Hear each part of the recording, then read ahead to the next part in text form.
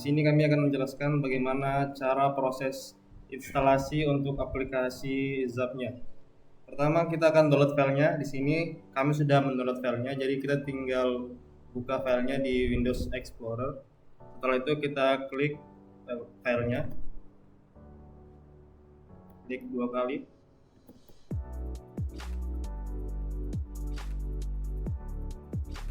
Setelah itu akan terjadi proses instalasi.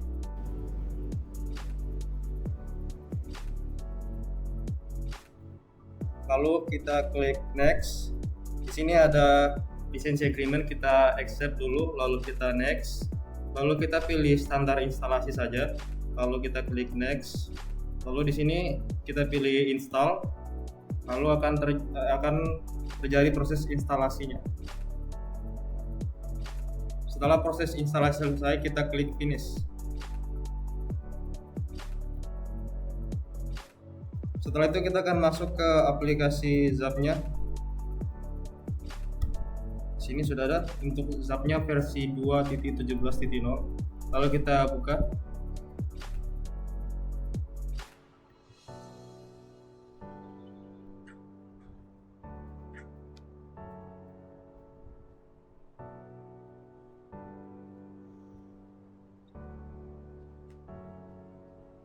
Oke, selanjutnya setelah aplikasi atau softwarenya sudah terbuka, kita akan menentukan dulu target websitenya. Di sini kami sudah menentukan untuk target websitenya, yaitu websitenya adalah berita.luutara.cup.go.id. Kita akan sebelum kita melanjutkan ini, kita akan melakukan konfigurasi dulu untuk Firefox-nya. Untuk konfigurasi Firefox-nya kita pilih ke Tools, kita pilih Tools, kalau kita pilih Options, lalu kita cari paling bawah, kita pilih Selenium, lalu di sini kita akan cari Firefox-nya, lalu kita enable di sini, kita enable, di sini kita pilih ZQL profile, di sini sudah binarinya sudah terpilih dengan benar, jadi kita akan langsung oke saja. Lalu kita akan tes di sini. Kita klik di sini.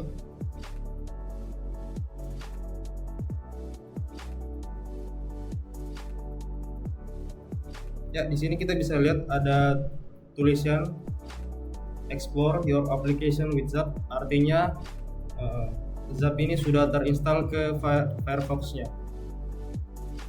Setelah itu kita kembali ke Zap-nya, lalu kita masuk ke automate scan, lalu kita masukkan URL kita yang sudah kita pilih tadi. URL-nya itu berita.luutara.go.id, lalu kita masukkan ke URL. Setelah itu kita pastikan di sini tercentang traditional spider, lalu ajak spidernya always. Setelah itu kita klik attack, lalu proses attack akan terjadi.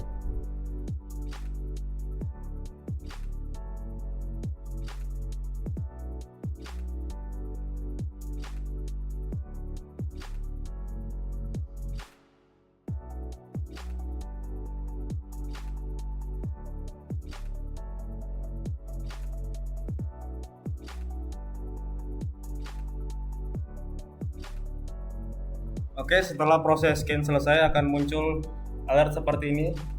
Alert ini merupakan hasil analisis dari scan dari ZEP ini. Di sini ada sekitar 26 alert yang muncul. Kami akan menjelaskan 20 diantaranya. Yang pertama adalah absence of anti-CSRF tokens. Artinya website ini tidak menggunakan token anti-CSRF pada form login, sehingga server tidak bisa memastikan apakah permintaan berasal dari pengguna asli atau dari website lain. Hal ini memungkinkan serangan CSRF di mana pengguna tanpa sadar mengirim request berbahaya. Risiko meningkat jika form digunakan untuk login atau pengelolaan data penting.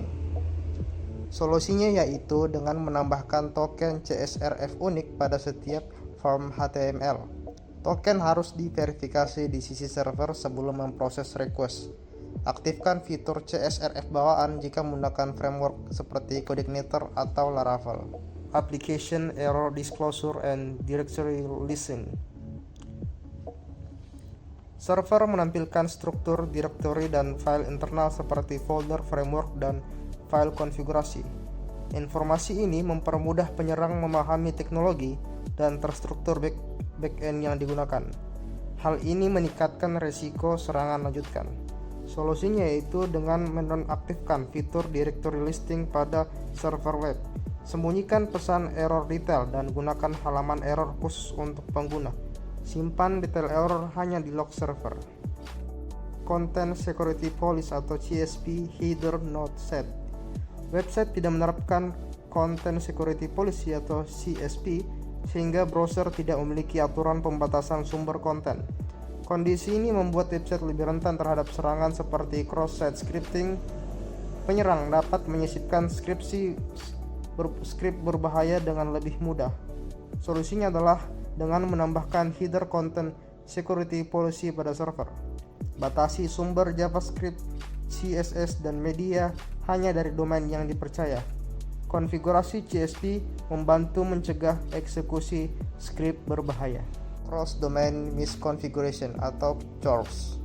Server mengizinkan akses lintas domain dari semua website dengan konfigurasi Access Control Allow Origins. Ini berarti website lain dapat membaca respons dari server tanpa pembatasan.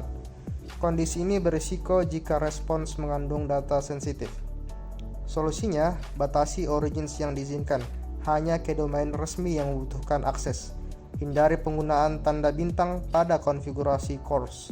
Jika tidak diperlukan, nonaktifkan CORS sepenuhnya. Selanjutnya yaitu directory browsing. Nah, directory browsing adalah kondisi di mana pengunjung dapat melihat isi folder website secara langsung. Hal ini berbahaya karena file penting seperti konfigurasi atau backup bisa terlihat dan dimanfaatkan oleh pihak yang tidak bertanggung jawab. Untuk itu, solusinya adalah directory browsing dapat dinonaktifkan dengan menambahkan perintah option index pada file htaccess atau konfigurasi server Apache sehingga daftar isi folder tidak bisa diakses oleh publik. Kemudian ada HTTP to HTTPS Insecure Transition in From Post. Nah, ini adalah kondisi di mana halaman web masih menggunakan HTTP, tetapi di dalamnya terdapat from yang mengirim data melalui HTTPS. Hal ini berbahaya karena halaman HTTP mudah disusupi dan from yang aman dapat dimanipulasi oleh penyerang. Untuk itu, solusinya gunakan HTTPS pada seluruh halaman website yang memiliki form, serta lakukan redirect otomatis dari HTTP ke HTTPS agar keamanan data pengguna tetap terjaga. Selanjutnya adalah missing anti-click checking header. Ini adalah kondisi di mana website tidak memiliki perlindungan untuk mencegah halaman ditampilkan di dalam iframe oleh website lain. Hal ini dimanfaatkan untuk serangan click checking, yaitu menipu pengguna agar mengklik sesuatu tanpa disadari. Solusinya yaitu tambahkan header keamanan seperti Xframe Options atau Content Security Policy Frame Acceptors agar halaman website tidak bisa di-embed oleh website lain. Kemudian ada Sub-Resource Integrity Attribute Missing.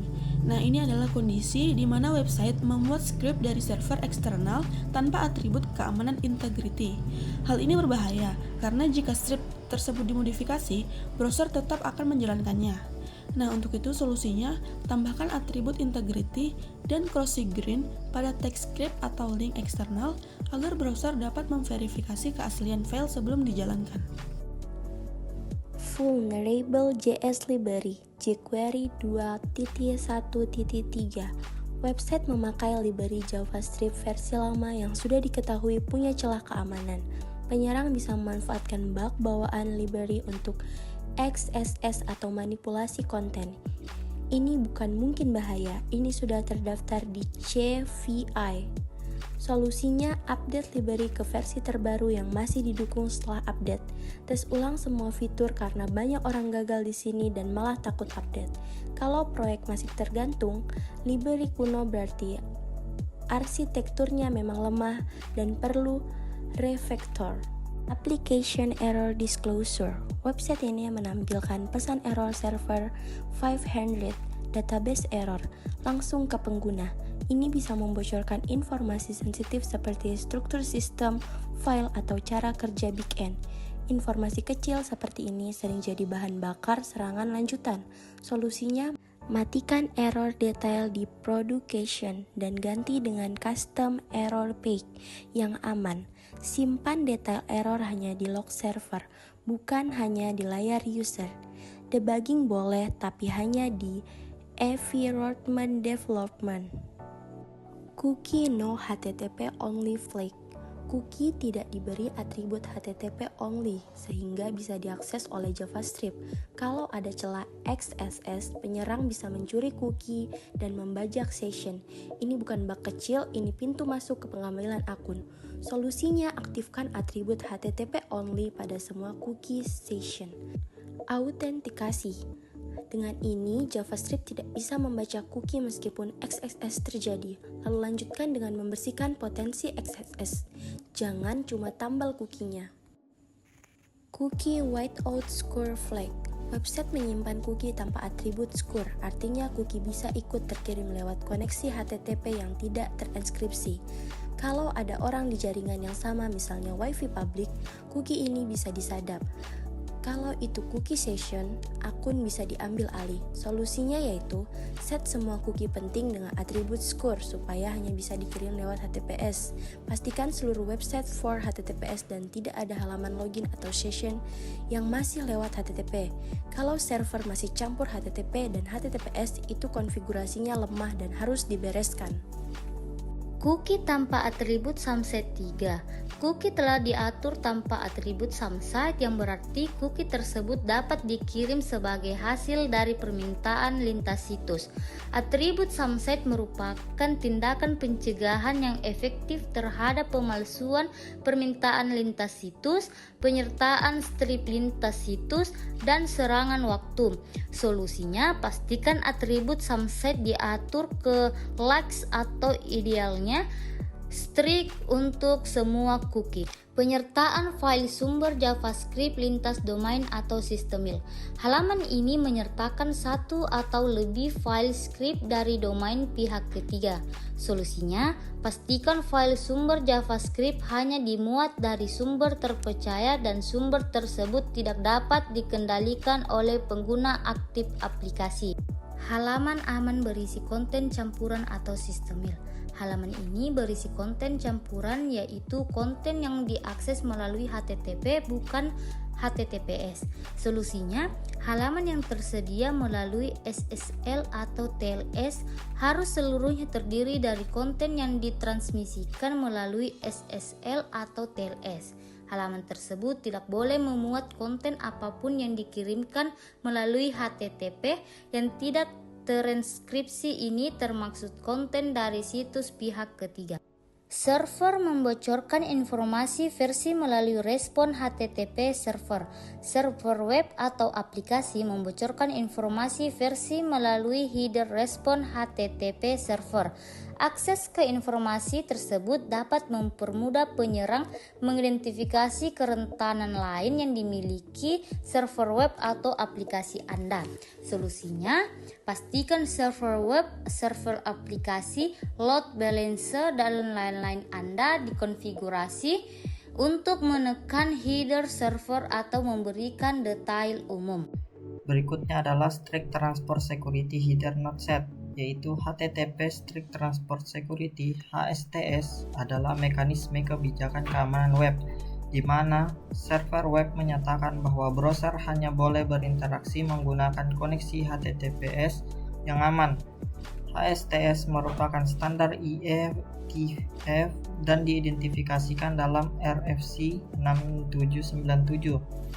Solusinya, pastikan server web, application server, load balance, dan lainnya dikonfigurasi untuk menerapkan strict transport security. Berikutnya ada timestamp disclosure, yaitu sebuah timestamp telah diungkap oleh aplikasi atau server web. Solusinya, pastikan secara manual bahwa data timestamp tersebut tidak sensitif dan tidak dapat digabungkan untuk mengungkapkan pola yang dapat dieksploitasi. Berikutnya ada X Content Type Option Header Missing. Header anti-MIME sniffing X Content Type Option tidak diset ke non-sniff. Hal ini memungkinkan versi lama Internet Explorer dan Chrome melakukan MIME sniffing pada body response yang berpotensi menyebabkan body response ditafsirkan dan ditampilkan sebagai tipe konten yang berbeda dari tipe konten yang dideklarasikan. Versi Firefox saat ini dan versi lama akan menggunakan tipe konten yang dideklarasikan daripada melakukan MIME sniffing. Solusinya, pastikan aplikasi atau server web menetapkan header content type dengan benar dan menetapkan header X content type option ke non-sniff untuk semua halaman web. Jika memungkinkan, pastikan pengguna akhir menggunakan browser modern yang tidak melakukan MIME sniffing sama sekali atau dapat diarahkan oleh aplikasi atau server web untuk melakukan MIME sniffing. Terakhir ada Authentication Request Identified, yaitu permintaan yang diberikan telah diidentifikasi sebagai permintaan autentikasi. Field author-info berisi sekumpulan baris key sama dengan value yang mengidentifikasi field yang relevan. Jika permintaan berada di dalam konteks yang memiliki metode authentication di setel ke auto-detect, maka aturan ini akan mengubah autentikasi agar sesuai dengan permintaan yang terdeteksi. Solusinya, ini adalah peringatan informasional, bukan sebuah kerentanan, sehingga tidak ada yang perlu diperbaiki. Sekian proses dari instalasi dan analisis serta rekomendasi perbaikan untuk website yang sudah dianalisis tadi. Sekian dan terima kasih.